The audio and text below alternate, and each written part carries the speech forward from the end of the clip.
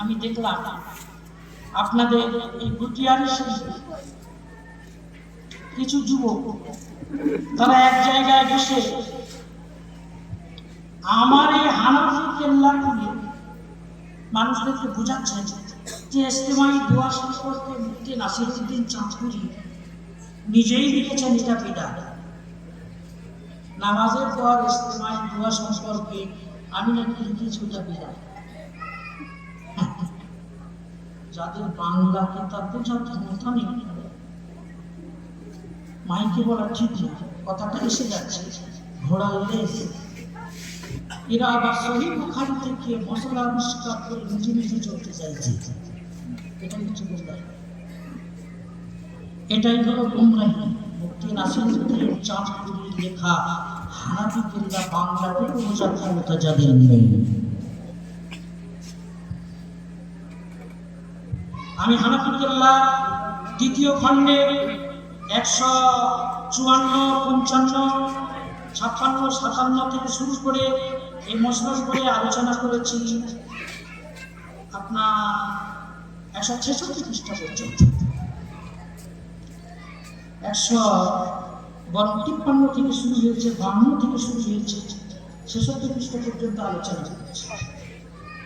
কোথাও একটা প্যারা, একটা দুটো লাইন যে যদি কেউ এই দোয়াকে বিদআত বলে তাহলে এটা মনে হয় ভুল হবে না, এক জায়গায় লিখে গেছে। কে বলতো তার কথা, তারপরে কি আগে কি সব বাদ দিয়ে বলছে এরকম লাইভে দেখাচ্ছে। আমি আপনাদেরকে বলে যাচ্ছি লেখা আছে। প্রথম কথা শুনুন, নামাজের পরে দোয়া করা ফতোয়ার আলোকে মুস্তাহাব। আসসালামু আলাইকুম ওয়া রাহমাতুল্লাহ, আসসালামু আলাইকুম ওয়া রাহমাতুল্লাহ, নামাজ খতম। এরপরে নামাজের পর দোয়া, দরুদ, জিকির, আজকার, বিশিষ্ট কিছু সূরা ইত্যাদি তেলাওয়াতের আমল নামাজের পরে আছে। সালাম মানে নামাজ শেষ। আপনি চাইলে চলে যেতে পারেন, চাইলে কিছু মুস্তাহাব আমল করতে পারেন। সেই সব মুস্তাহাব আমলের মধ্যে যেমন 33, 34 বার সুবহানাল্লাহ, আলহামদুলিল্লাহ, আল্লাহু আকবার পড়া, সূরা ইয়াসিন পড়া, এই ধরনের কিছু আমল আছে। তেমনি নামাজের পরে দুআয় মশগুল হওয়াটা মুস্তাহাব। দেখলাম লাইভে হচ্ছে কোন দোয়া, এটা অস্বীকার করতে পারলো না যে দোয়া মুস্তাহাব। কোন দোয়া এবার ভুলিয়ে নিচ্ছেন, সেটা আমি সোজা করে বলছি। একটু আলোচনা করি, মশলাটা ভালো করে খেয়াল করবেন। আমার এই হানাফি কেল্লা প্রথম খণ্ডে 154, দ্বিতীয় খণ্ডে 154 নম্বর পৃষ্ঠায় লেখা আছে কোরআন মাজিদের 94 নম্বর সূরার নাম সূরা আল-ইনশিরাহ। 8টি আয়াত বিশিষ্ট এই সূরার 7 ও 8 নম্বর আয়াতে আল্লাহ তাআলা বলেছেন ফাইদা ফারাগতা ফানসাব ওয়া ইলা রাব্বিকা ফারগাব। শাব্দিক তর্জমা, অতএব আপনি যখন ফারেক হন পরিশ্রম করুন এবং স্বীয় প্রভুর প্রতি মনোনিবেশ করুন। শাব্দিক তর্জমা, আপনি যখন ফারেক হন তো পরিশ্রম ভালো।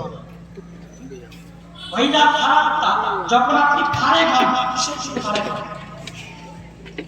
এর তাফসীরে তাবারীতে খণ্ড নম্বর 30, পৃষ্ঠা নম্বর 287, বিশুদ্ধ সনদে মুফাসসির সম্রাট সাহাবী ইবনে আব্বাস রাদিয়াল্লাহু তাআলা আনহু থেকে বর্ণিত আছে।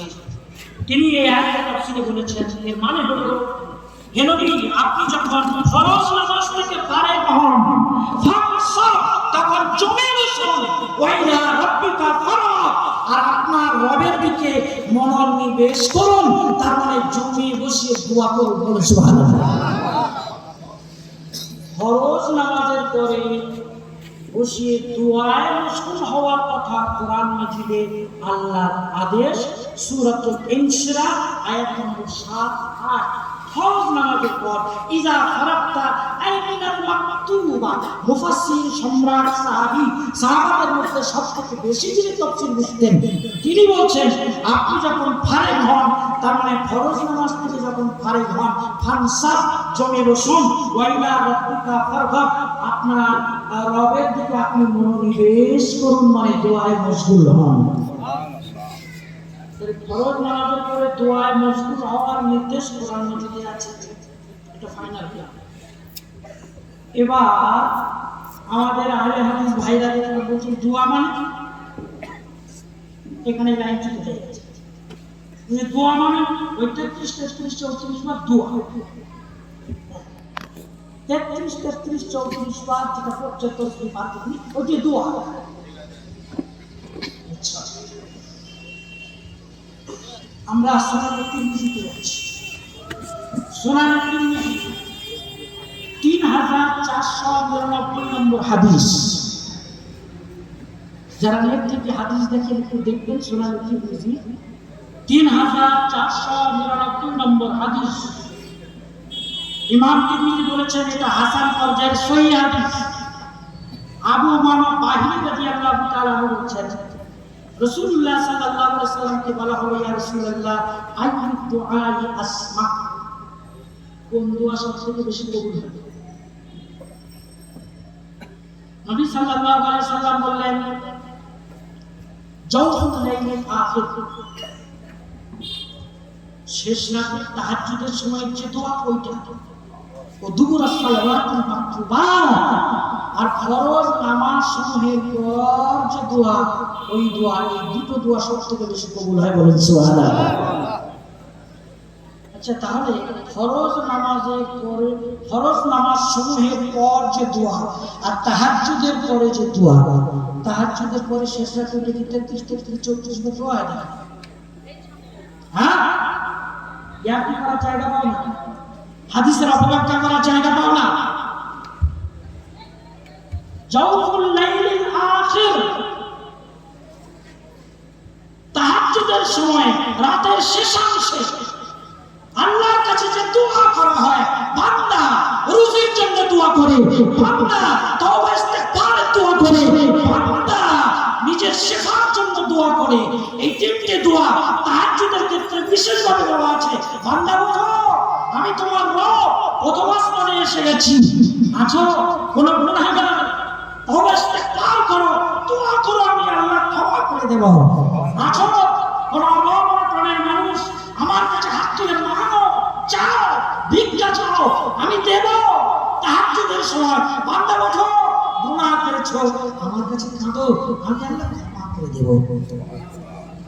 তাহাজ্জুদের সময় কি 33 33 34 বার? আবার বলছি, যারা আমাদের এই সমাবেশের বাইরে লাইভে দেখছেন, বের করে যারা মিডিয়ার মাধ্যমে দেখবেন, সুনান তিরমিজির হাদিসটি দেখো 3499 নম্বর হাদিস। আনাবি ইমামাতুল বাহিরি কিলা ইয়া রাসূলুল্লাহ, আল্লাহর হাবিব আইয়ুদ দুআই আসমা, কোন দোয়া সবথেকে বেশি কবুল হয়?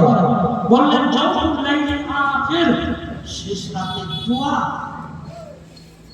আর দুবুরাস সালাওয়াতুল মাকতুবাত, ফরজ নামাজ সমূহের পরে দোয়া।